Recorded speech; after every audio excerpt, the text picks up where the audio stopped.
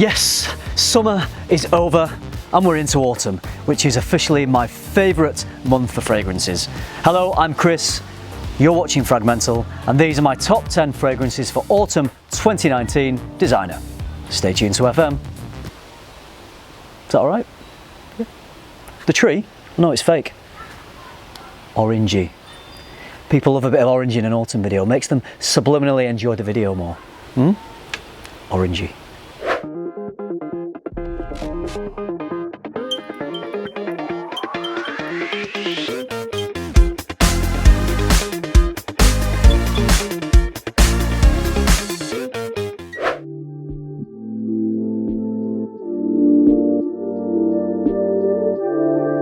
The summer fragrances have been put away.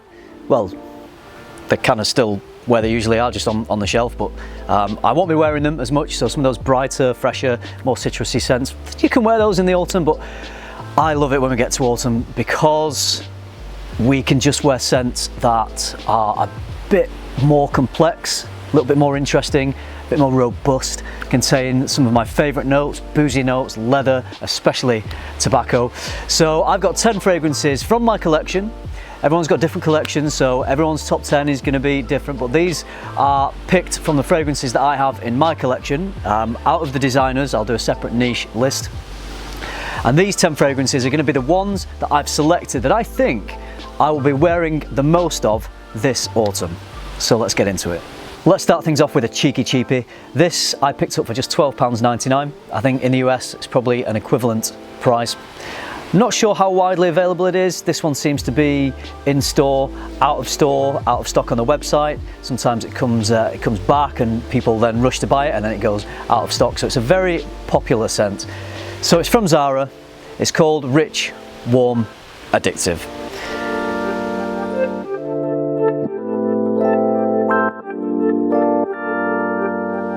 In this one we have some tobacco and coconut and sandalwood. So it's smooth, it's creamy, it's sweet. The tobacco here isn't too complex or too sharp or resinous, it's just really sweet, a little bit woody. Again, you know, like I say, it's not a very complex scent. There's not too much going on, it's a fairly light scent. But when I smell this one, to me it just seems to smell like the colours that you associate with autumn, so browns and oranges and reds. So it's cozy, it's comforting, it has this warming, addictive nature, as you would guess from the name. Rich Warm Addictive is a bargain at £12.99. Performance I would describe as average, but I'm okay with average performance for a fragrance that only costs this much. Love it. The fragrance that I'm talking about at number 9 is one that I've not owned for that long, but I do associate the smell with a smell that I've been quite familiar with for I feel like a lot of my life, really, and that is because it's a scent that my mum used to wear. So I have a lovely connection with this one. This is a Guerlain. The version I'm going to show you now is not available anymore. It's vintage. The formulation now is a little bit different. And this is a lovely, luxurious, creamy sandalwood scent. I'm talking about Samsara.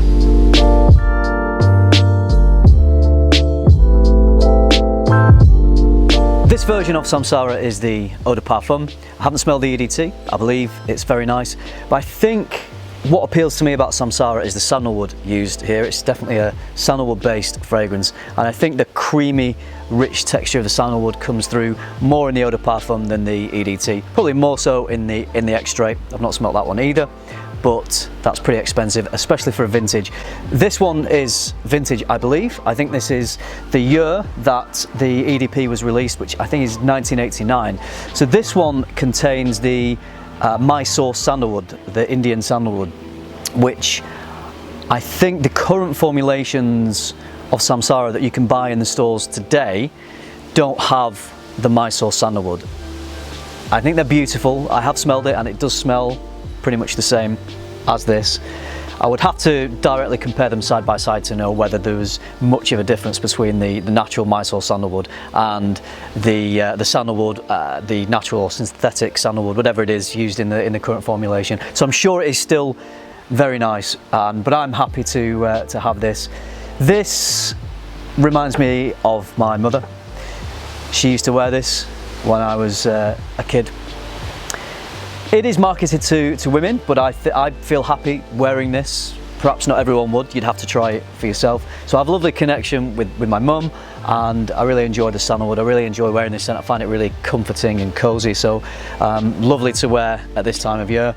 If you want to buy current Samsara in the stores, it's pretty affordable. Just a quick search at the time of making this video, I found that this was available for around £30 for 50ml. Bottle looks different to this these days. It's the newer design of the Guerlain. But Samsara EDP is one of the most beautiful sandalwoods I've ever smelled. Okay, on to number 8. Well, I'll just move my mug off there so that we can start to see those bottles lined up. So the one I'm going to talk about now, I didn't own last autumn. I did do a review of it, and I gave it quite a good review. I really enjoyed it, but I wasn't really wearing it during the month that it excels. So I've been wearing this one now the last couple of weeks as the temperature's changed. It's got a little bit cooler and starting to feel a little bit more autumnal. And I must say, I'm really enjoying it. I think it's growing on me even more. I didn't give it a bad review at all, but I think I'm enjoying this now more than when I first mentioned it in the video. It's from Issey Miyake, and this one is Dolce Pour Homme Noir Ambré.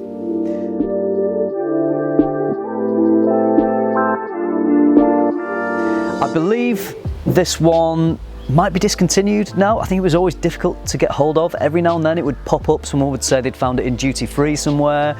I found this on a discounter website. I got a discount code, so I got it for a really good price. I think I paid about £40, so I thought that was a steal. And this one's been getting quite a lot of hype. A lot of people describe it as niche quality at designer price, and I agree with that. Again, this is a fragrance that reminds me of the colours of autumn, not just looking at the bottle here, which I really like actually, the presentation of this, but when you smell it, it just smells of woods and the colours, you know, the oranges, the vibrant yellows and reds and browns that you associate with autumn. I find that this has a lovely, uplifting, slightly spicy opening. There's some nutmeg and some saffron and cinnamon, so it's got a lovely sweetness to it. And then further down the pyramid, there's some woods and amber, just providing this kind of darker, slightly more resinous nature. So you got a bit of brightness balanced with a bit of darkness, so it is a really nicely balanced fragrance. I get a great performance of this one. I wore this for work the other day. 8-9 hours, no problem. I was still getting lovely whiffs of this towards the end of the work shift that I was doing. It's pretty crowd pleasing. It's enjoyed by people around you. People mention it. People will ask you what you're wearing. So it's got a complexity that you might associate more with niche fragrances, but it's not so complex that it's too challenging to wear, and people around you will still enjoy the smell. It's still quite a mass appealing smell, even though it does have a niche-like complexity. So, Noir Ambré. If you can get hold of it, definitely give it a sample. I'm going to be wearing this more through the autumn, and maybe I'll be enjoying it even more. Number 7, I think, is starting to become a bit of a classic now. It's over 10 years old. It's a very popular fragrance. It's got tobacco in it. This has been on my lists before, designers that I love. I think probably on my last autumn list, it was on there as well. This is the one and only, the one, and this is the Eau de Parfum version.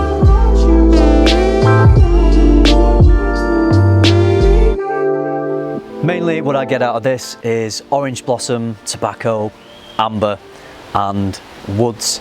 It's a very crowd pleasing fragrance, very easy fragrance to wear. I love getting whiffs of this.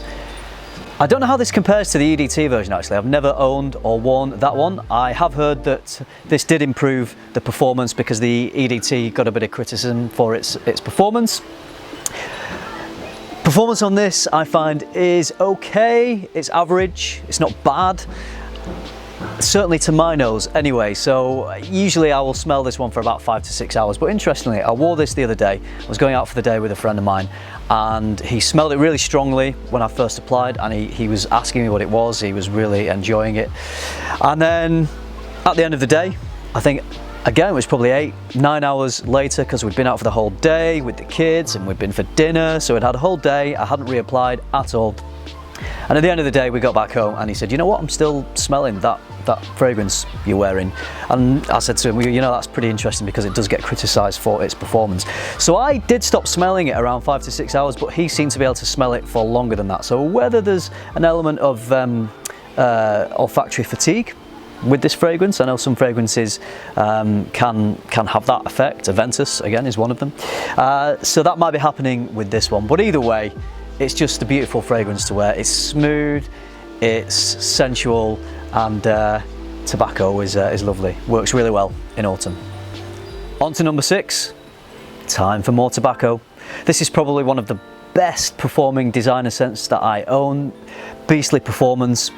People smell this off you from meters away. Massive sillage off this one.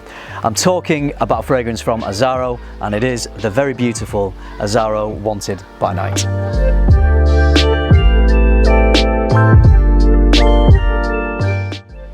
It's called Wanted by Night, but I want this any time of day, just whenever I'm in the mood for it, really.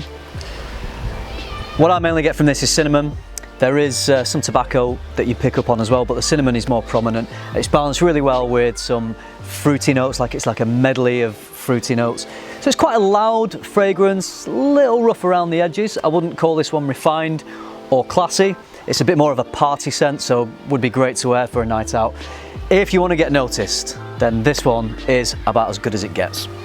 At number 5, I've got another crowd-pleasing, absolute belter of a fragrance. This one would be great for an autumn night out. It's sweet, juicy, orange blossom and leather, and I'm talking about Armani Code Profumo.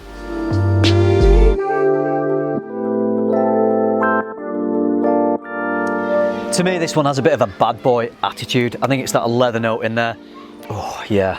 So it's sweet and very mass appealing, but it's not quite as loud as the previous one, Azzaro Wanted by Night. I think it's a little bit more refined than that. I love wearing this one. I get a great performance out of this. Just seems to work at this time of year. The notes in here just seem to just work really well with the temperatures that you find in autumn. I would say it's my favourite of Code and all its flankers. I haven't tried Code Absolute. I hear it's very good, but this one definitely has a more autumnal bottle, so you know, it's better for autumn. At number 4, it's another flanker to a very, very popular scent. In a recent video I did this one, got more love. People enjoyed this more than the original that it's based on. Still not widely available. I don't think they've done a big sweeping worldwide release yet. I picked this one up from a French website, so I don't think it's available in the States. I don't think it's available in the UK. Hopefully it will be soon, because I can't wait for you all to smell this one. I'm really impressed. It is YSL's La Nuit de l'Homme Eau de Parfum.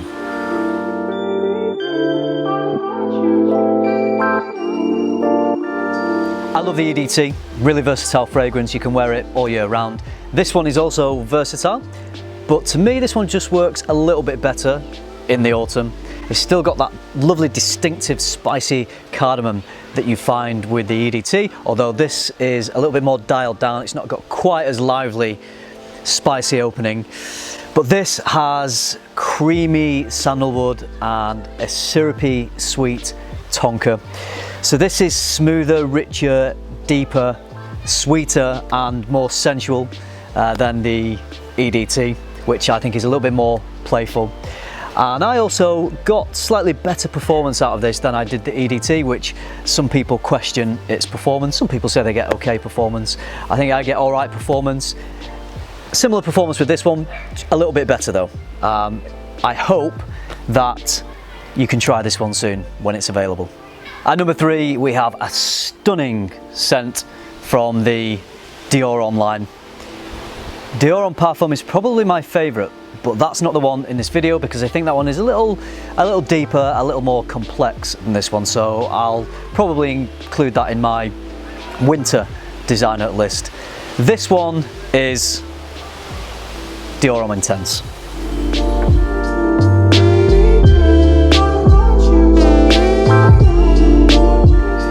Being a part of the Dior Homme line, it is of course based around iris.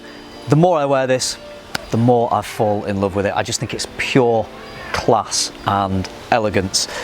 So of course you get a lot of iris in this, which a lot of people will describe as smelling a bit like a makeup bag or maybe like a bit like an old lady. But how I feel about this fragrance is so far away from those comparisons. I get seductive hints of cocoa. I feel like it is very masculine and refined and classy, and it just dries down to this beautiful powdery man scent. But of course a woman could wear this as well because equality.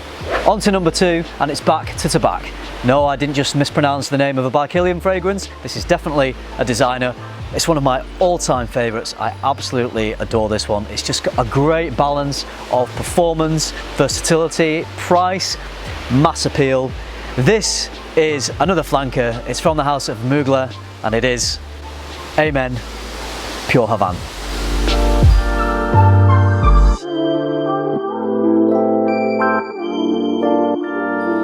Pure Havane is gorgeous cherry, pipe tobacco and honey fused in with that Amen DNA. It's just beautiful. The price of this, around £40–45, I think is amazing value for what you get, and this is 100ml as well. Some people think these bottles maybe look a bit cheap and nasty, but I've actually grown to really like it, especially if you have a few in the collection. Some say this is very similar to Xerjoff Naxos, which is a much more expensive fragrance, niche fragrance. It is quite similar. It does have similarities, definitely. I think Naxos is a little more refined, blended in a slightly more elegant way. I think this one's a little rougher around the edges. It's a bit more brash, a bit more fun. But you know what? I think that's the charm of this one. If you haven't tried Pure Havane, if you enjoy the Amen DNA, then I think you're going to love this one.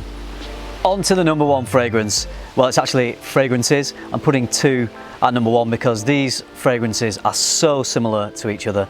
They're both from the same house. They're both leather fragrances. They've both got fruits in them. I'm talking about the Tom Ford leathers, and they are Ombre leather and Tuscan leather.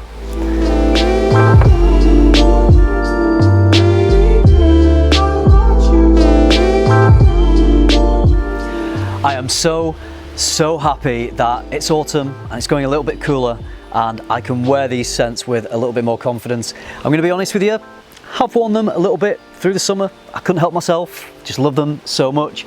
Maybe on some of the cooler summer days that we can get quite often here in the UK, I've snuck a bit of the old Tuscan leather and Ombre leather into the rotation. Now, I've put them both together because they are so similar smelling. The differences for me are, I would say Ombre leather is a little smoother, a little more mass appealing. It's cheaper as well because it's part of the signature line, whereas Tuscan leather is part of the more expensive private blend. The fruits in this one is more of a general fruitiness, whereas in Tuscan leather it's a bit more of a stronger prominent raspberry note. The leather in these is both done beautifully. Ombre leather is a little smoother, perhaps a bit more like a suede leather, and the leather in Tuscan leather is just a little sharper and a bit more prominent. So it's a more complex scent, but the DNA is just very similar. So if I'm in a mood for perhaps during the day wearing something a little bit easier, then I'll go for Ombre leather. And then maybe when it comes to evening, if I'm getting dressed up, this one works amazing with a suit or for formal occasions, then I'll maybe go for Tuscan leather. But I love them both equally. I will wear them both a lot through the autumn. If you haven't tried these, please do sample them because they are absolutely stunning scents. I think Tuscan leather is, with Oud Wood, probably my favourite of the Tom Ford private blends. So these fragrances, very deserving of the number 1 spot. So there it is, my top 10 list of designer fragrances for autumn 2019. Look at these boys all lined up, just winning at autumn. Well done. Let me know what you think about these fragrances. Do you own any or all of these? What would your top 3 for autumn be? Do you disagree with any that I've put on here? Whatever your thoughts about autumn fragrances, pop them down below. I hope you have a fantastic autumn. Thank you very much for watching. Remember, keep tuning into FM and keep smelling good. What? What's your problem with the tree? They don't need to know it's a fake. What they don't know won't hurt them, alright? Look, I'm all about honesty and transparency here on FRAG-MENTAL, but it's a tree. Think of all the dislikes I'd get if people knew it was a fake tree. Anyway, some people love copies. Just saying.